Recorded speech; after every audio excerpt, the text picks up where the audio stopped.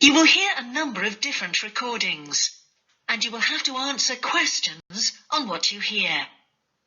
There will be time for you to read the instructions and questions, and you will have a chance to check your work. All the recordings will be played once only. The test is in 4 sections.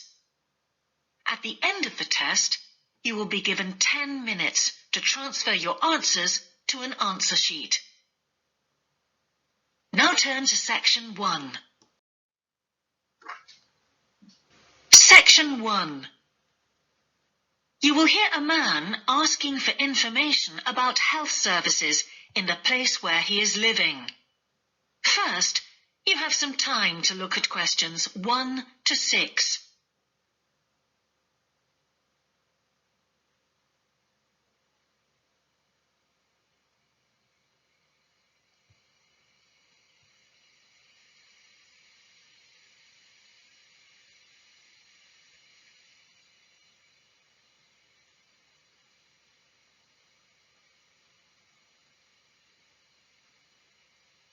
You will see that there is an example that has been done for you. On this occasion only, the conversation relating to this will be played first. Can I help you? Yes, I've just moved to this area with my wife and children, and I'd like to know where we can all register with a doctor at a health center. Oh, okay. Well, there's Dr. Green at the Harvey Clinic. The woman says the doctor at the Harvey Clinic is called Dr. Green, so Green has been written in the space. Now we shall begin. You should answer the questions as you listen, because you will not hear the recording a second time. Listen carefully and answer questions 1 to 6. Can I help you? Yes, I've just moved to this area with my wife and children, and I'd like to know where we can all register with a doctor at a health center. Oh, okay. Well, there's Dr. Green at the Harvey Clinic. We always recommend her for babies because she's very good with them and she runs a special clinic. Oh, actually, my youngest child is 5, so that wouldn't be any good for us. Right. Is there anywhere else I could try? Yes, the Eshcol Health Practice is the next one on my list. How do you spell that? Eshcol. And it's Dr. Fuller who has space on his list. The clinic only opened a year ago, so the facilities are all very modern. That sounds good. And it's particularly good if you're busy during the day because they also do appointments in the evening. They're closed on Saturday, though. The only other place on the list is the health centre on Shore Lane. You can register with Dr. Gormley. That's Gormley. He's new there, but the centre has a very good reputation. Oh, yes. I think I know the road. That would be the best one. Thanks. Could you tell me, will all their services be free? There are usually some small charges that doctors make. Let me see what it says about the Shore Lane Centre. If you need to be vaccinated before any trips abroad, you won't have to pay for this. What else? The Sports Injury Treatment Service operates on a paying basis, as does the Nutritional Therapy Service. Some health centres do offer alternative therapies like homeopathy as part of their pay-to-use service. Shore Lane are hoping to do this soon. I think they may start with acupuncture. Oh. And finally, if you need to prove you're healthy or haven't had any serious injuries before a new employer will accept you, you can get a free fitness check-up there. But you'd most likely have to pay for insurance medicals, though. Okay, thanks.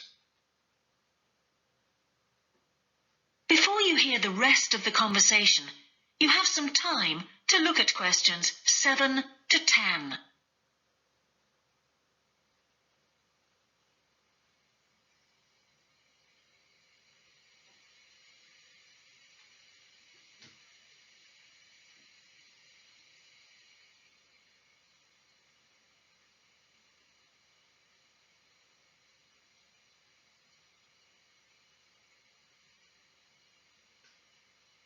Now listen and answer questions 7 to 10. You might also be interested to know the centre is running a pilot scheme of talks for patients. I've got the list here. Actually, they look very interesting. What sort of things? Well, the first one's about giving up smoking. It's next week, the 25th of February at 7 p.m, and that's in room 4.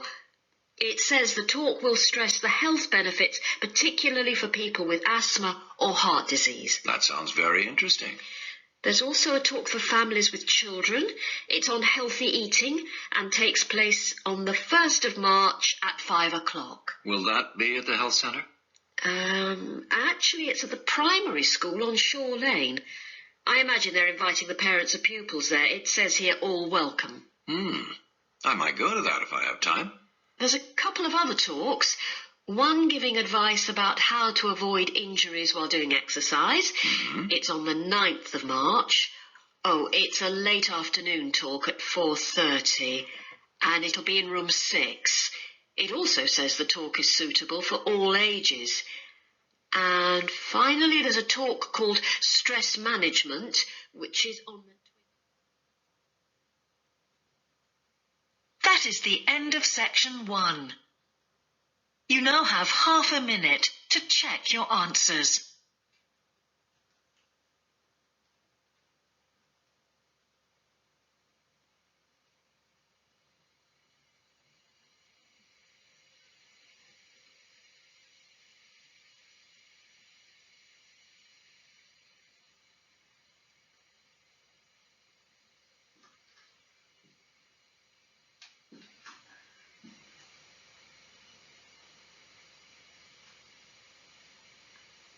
Now turn to section 2.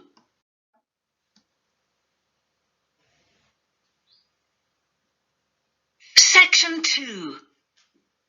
You will hear a man who owns a holiday home talking on the phone to a woman who is staying there. First, you have some time to look at questions 11 to 13.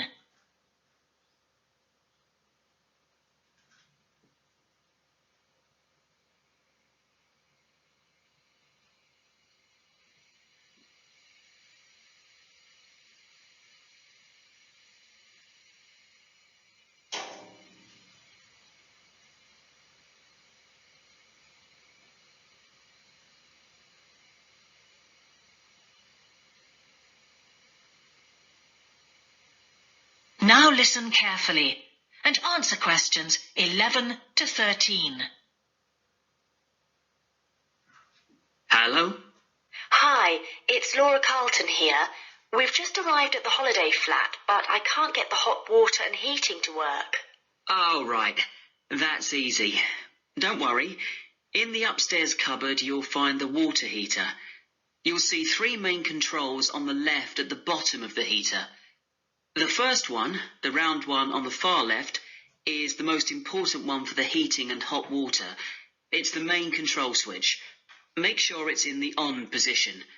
The switch itself doesn't light up, but the little square below will be black if the switch is off. That's probably what's happened. It's got switched off by mistake. The middle one of these 3 controls, you'll see it's slightly larger than the first one, controls the radiators. If you feel cold while you're there and need the radiators on, this needs to be turned to maximum. The last of the 3 controls, the one on the right, is usually on about a number 4 setting, which for the water in the taps is usually quite hot enough. Below the heating controls in the middle is a small round plastic button. If there isn't enough water in the pipes, sometimes the heater goes out. If this happens, you'll need to press this button to reset the heater. Hold it in for about 5 seconds and the heater should come on again. Then there's a little square indicator under the 3rd knob that's a kind of alarm light. It'll flash if you need to reset the heater. It sounds complicated. I'm sure you won't have any problems with it. There should be some more instructions on the side of the heater. Call me back if you can't make it work. Okay. Before you hear the rest of the conversation, You have some time to look at questions 14 to 20.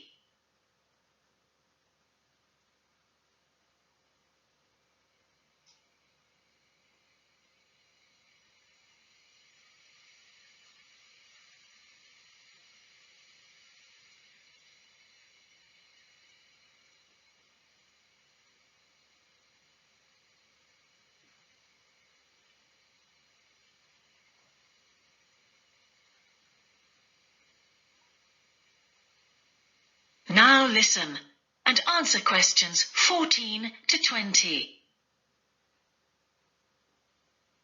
While you're on the phone, we haven't managed to find a few things we need, like extra pillows for the beds and some washing powder. Is there any here? Pillows? Yes. If you look in the cupboard, the large white one upstairs, to the left of the bathroom door, there should be 4 or 5 on the top shelf. And if you want to do some washing, there's some powder for that,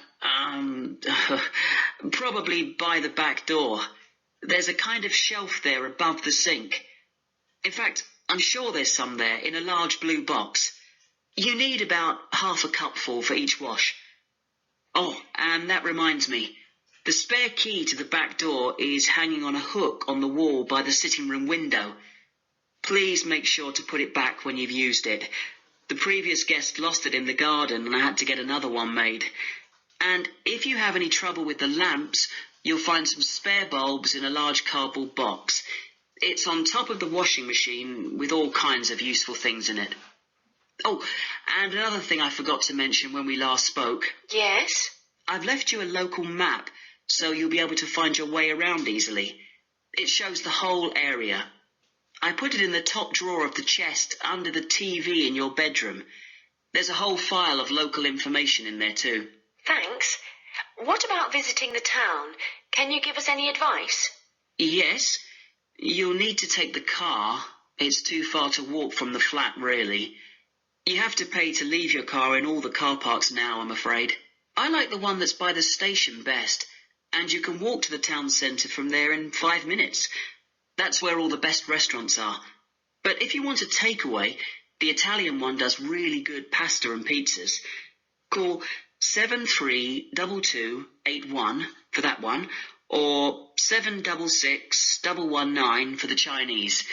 They're both good, and they'll both deliver to the flat. As for places to visit, yes, do go and see the Railway Museum. The exhibition is small, but really good. It gets very crowded on Sundays, so I suggest you visit it on a quieter day, later in the week, but not on Thursdays, which is market day. You won't find anywhere to park, and it's also the only day of the week when they're not open. Anything else? Not for the moment. Thanks. That is the end of section 2. You now have half a minute to check your answers.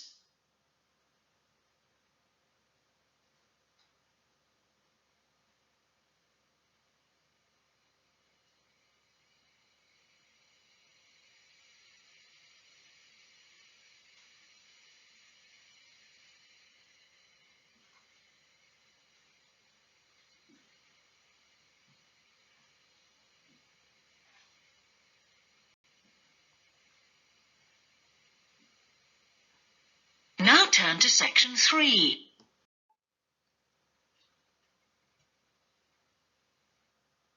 Section 3. You will hear a conversation between an English teacher called Paul and a former student of his called Kira. First, you have some time to look at questions 21 to 25.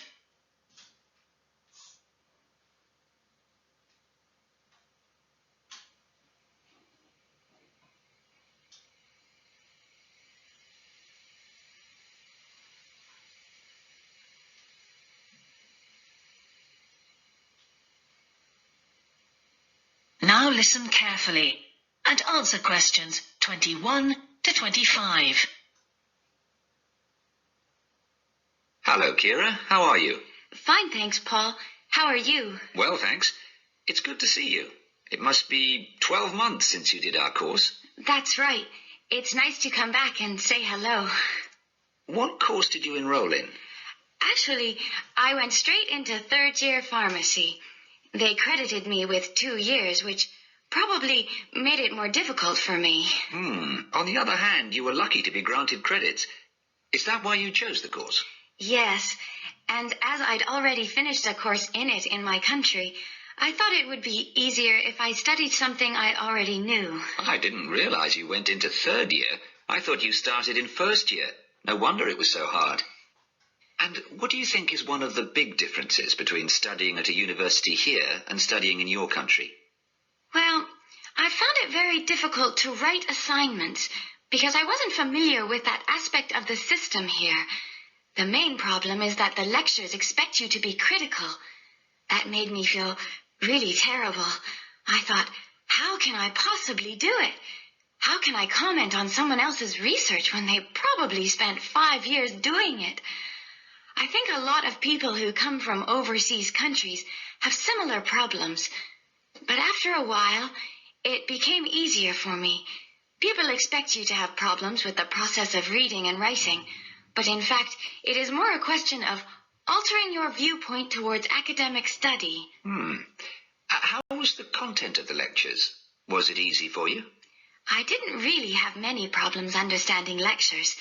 The content was very similar to what I'd studied before.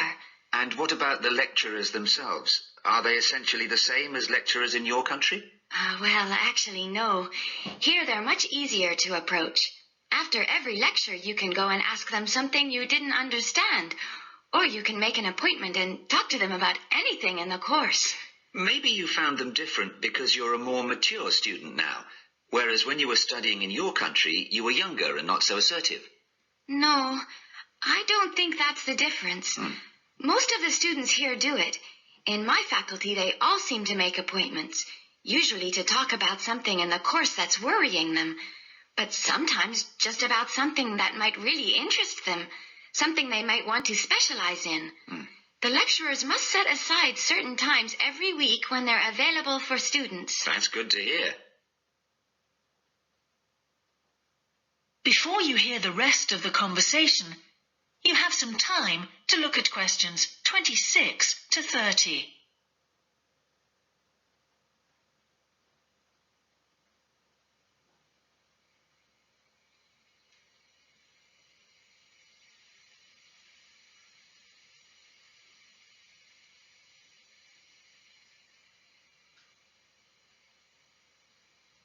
Now listen and answer questions 26 to 30. And how was your timetable? Was it a very busy year? Oh, very, very busy. They make you work very hard. Apart from lectures, we had practical sessions in a lot of subjects. We did these in small groups. I had to go and work 4 hours every week in a community pharmacy. Actually, I enjoyed this very much, meeting new people all the time. Then in second semester, we had to get experience in hospital dispensaries. So every second day we went to one of the big hospitals and worked there. And on top of all that, we had our assignments, which took me a lot of time. Oh, I nearly forgot. Between first and second semesters, we had to work full-time for 2 weeks in a hospital. That does sound a very heavy year. So, are you pleased now that you did it? Do you feel some sense of achievement? Yeah, I do feel much more confident, which I suppose is the most important thing. And have you got any recommendations for people who are studying from overseas? Well, I suppose they need very good English. It would be much better if they spent more time learning English before they enter the university, because you can be in big trouble if you don't understand what people are saying and you haven't got time to translate. Anything else? Well, as I said before, the biggest problem for me was lack of familiarity with the education system here. It sounds as if it was a real challenge. Congratulations, Kira. Thanks, Paul. That is the end of section 3. You now have half a minute to check your answers.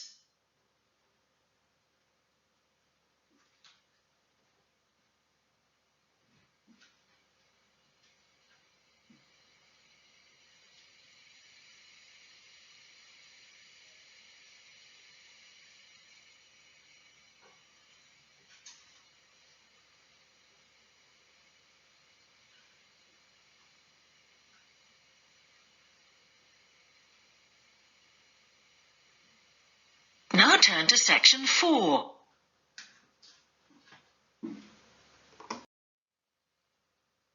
Section 4.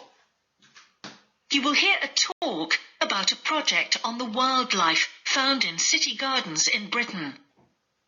First, you have some time to look at questions 31 to 40.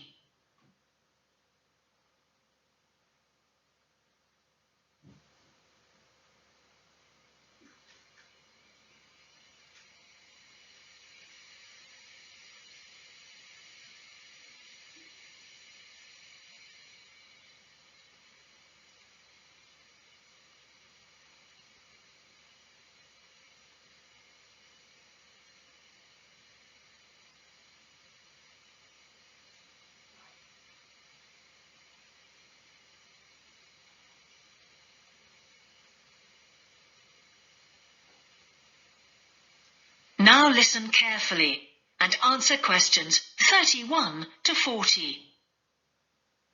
Good morning. Today I'd like to present the findings of our Year 2 project on wildlife found in gardens throughout our city. I'll start by saying something about the background to the project, then talk a little bit about our research techniques, and then indicate some of our interim findings. First of all, how did we choose our topic? Well, there are 4 of us in the group, and one day, while we were discussing a possible focus, 2 of the group mentioned that they had seen yet more sparrowhawks, one of Britain's most interesting birds of prey, in their own city center gardens, and wondered why they were turning up in these gardens in great numbers.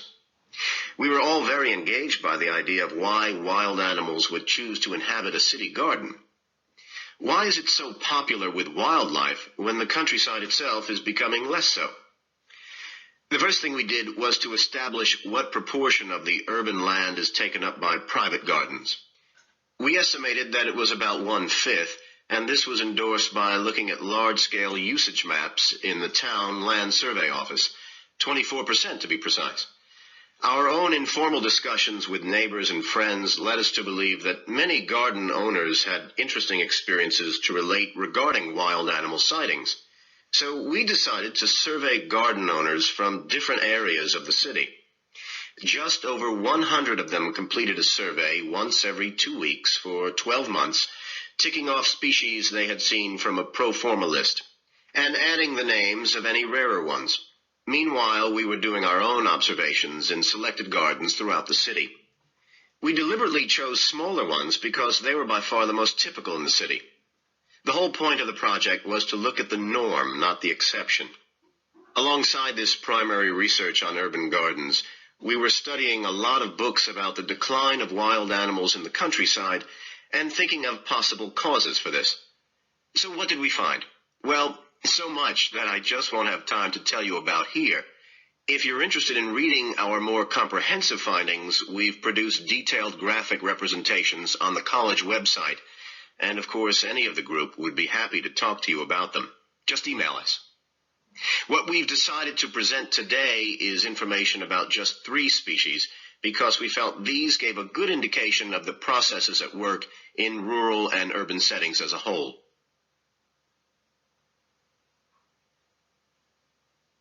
The first species to generate a lot of interesting information was frogs, and there was a clear pattern here. They proliferate where there is suitable water. Garden ponds are on the increase. Rural ponds are disappearing, leading to massive migration to the towns.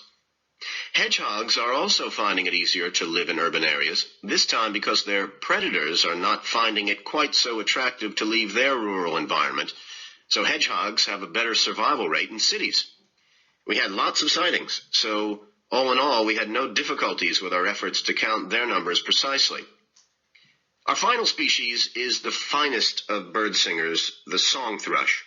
On the decline in the countryside, they are experiencing a resurgence in urban gardens because these days gardeners are buying lots of different plants, which means there's an extensive range of seeds around, which is what they feed on. Another factor is the provision of nesting places, which is actually better in gardens than the countryside. Hard to believe it, but it's true. Incidentally, we discovered that a massive new survey on song thrushes is about to be launched, so you should keep an eye open for that. Now, I'd be happy to answer any questions you may have. That is the end of section 4. You now have half a minute to check your answers.